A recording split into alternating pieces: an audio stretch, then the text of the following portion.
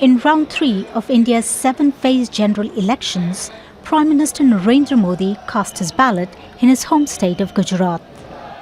Nearly 300 parliamentary constituencies have now voted for their representatives. That's more than half the total. The governing BJP fielded most candidates in this latest phase. In 2019, the party swept the region, winning a majority of votes. This election, Modi is seeking a third term. This year, in a way, is a festival of democracy in India and around the world. India's developed whatever good things there are in the world in its electoral system, and I believe the Election Commission deserves a lot of praise for this. But the Election Commission is being criticised for failing to act against hate speech. Ahead of the third phase, the BJP in Karnataka shared this 17-second animated video on social media. It shows opposition leader Rahul Gandhi distributing federal funds to Muslims. The Election Commission has now ordered X to remove the video after a complaint by the Congress. Earlier, Modi referred to Muslims as infiltrators during a campaign rally. क्या आपकी मेहनत की कमाई का पैसा घुसपैठियों को दिया जाएगा? In response, the Kerala unit of the Congress party shared a screenshot of an online order for a human backbone, saying the Election Commission needed to toughen up and act against the Prime Minister and his party. BJP tried to do a psychological mind game by basically giving the clarion call of 400 plus seats, and opposition did a tit for tat on 400, saying that why do they need these many seats? If they come with this kind of brute majority, they are going to make fundamental changes to our constitution and to our society. This is basically an effect of polarization. At voting booths, it seems what's on the minds of voters is far from the rhetoric of politicians. Many say they want the government to tackle unemployment and the rising cost of living. The situation is very bad. It's almost like industries are shutting down. The government has provided no benefits. There should be change. That's what I want. The issues are rising prices and unemployment. There is no work. Children are roaming around aimless and jobless. The next phase of elections will take place on May the 13th. Nearly 1 billion people are eligible to vote during a 6-week period. The results are expected on June 4th, and many hope the outcome will bring more employment and reduce the cost of living. Um-e-Kulsoom, Shariff, Al Jazeera. Well, for more on India's elections, we're now joined by Kailash Adhikari, who's the Managing Director of Governance Now, a news magazine. He's joining us from Kolkata. Thank you very much for your time. Kailash, third phase of voting and turnout in these first phases has been lower than expected, certainly lower than it was in 2019. To what do you attribute this to?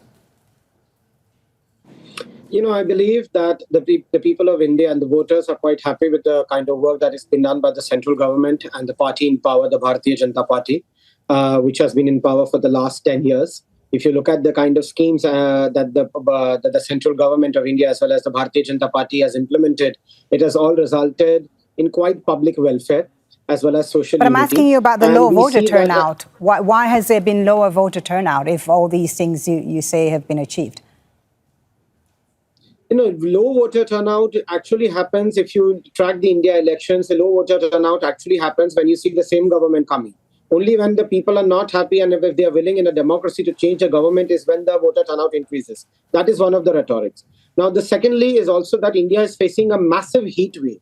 I mean, temperatures are more than 40 degrees in most of the towns and centers. So that is also one of the reasons why there could be reason for low voter turnout. But low voter turnout in no manner is comparable to or can be equated to resentment amongst the people. Low voter turnout can actually be attributed to, if one wants, to the fact that people are happy with the government, they don't want to change the government. Right, but some in the Muslim communities of India would probably disagree with you and say that perhaps the anti-Muslim rhetoric that we've heard from the BJP in the lead up to this election, and even from Prime Minister Modi himself, who, made comments during the campaign that were described as derogatory towards Muslims, likening them to infiltrators. He accused the opposition of seeking to loot wealth from Hindus to redistribute it to Muslims.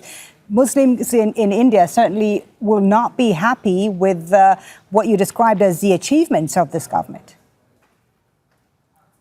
That is completely wrong. This is somewhere of a narrative or a rhetoric that is being run by certain select media from India as well as international media. Nowhere did Prime Minister Modi spoke about, when he spoke about infiltrators, he spoke about terrorism. He didn't speak about Muslims. And the Bharatiya Janata Party, as well as the Prime Minister and the Home Minister, time and again, have reiterated that India is as much as for Hindus as it is for Muslims, Sikhs, Christians, Parsis, and all the other religions who live peacefully here. When there is work done for the public, when a road is built, when an infrastructure work is done, when financial inclusion is done, when digital India is done, when vaccination is done. But has it been equal for all the communities across India, these achievements you talk about? Yeah, the achievements that I'm talking about is for all the communities. As I said, if a road is built, or if vaccination is done, there is no discrimination on the basis of Hindus or Muslims. But we have seen a rise in attacks, for example, against Muslim communities in some Indian states. How do you explain that? I mean, this has been just selected and perichecked by certain media. Even during the Congress rule, there were certain atrocities done against the minority community. But that does not mean those are some local incidents where the law and order of that particular state or the law and order of the center comes into force and sees to it that justice happens. But that does not mean that it could be made into a narrative that the government is against Muslims. That is not the case at all. Okay, can I ask you, the BJP is expected to win these elections, but do you think it's been a level playing field? Of course, it is a level playing field.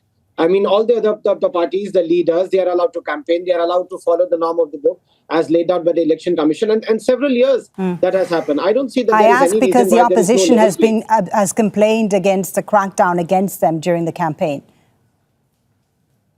No crackdown has actually been seen. Only few ministers could be facing some heat of the investigative agency because they have done wrong. And it's out in the public. There is evidence. Rest all the entire opposition who have gone together and formed an INDIA alliance. They are all campaigning and they are all campaigning with their own full might. I don't see that there is no level playing field. There is absolutely level playing field. All right. Some in the opposition, of course, would disagree with that. What do you see as the major issues this time? Because security has not resonated as much compared to the election in 2019, when the Prime Minister then talked very tough on security after the attack on the military in Kashmir. What are the main issues motivating Indian voters today?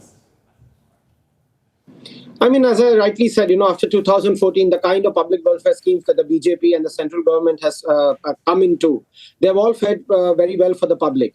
What the BJP is trying to push now ahead is about the development agenda. The trajectory that India has seen in terms of its GDP, the trajectory that India has seen in terms of the entire economic muscle that India has projected itself on the map of the globe. I believe that the voters are looking at that. The voters are looking that there is rise in employment, and at the same time, they feel secure. Okay, thank you very much for talking to us. We're going to leave it there. Thank you for your time. That is Kailash Adhikari, Managing Director of Governance, now in News Magazine in India.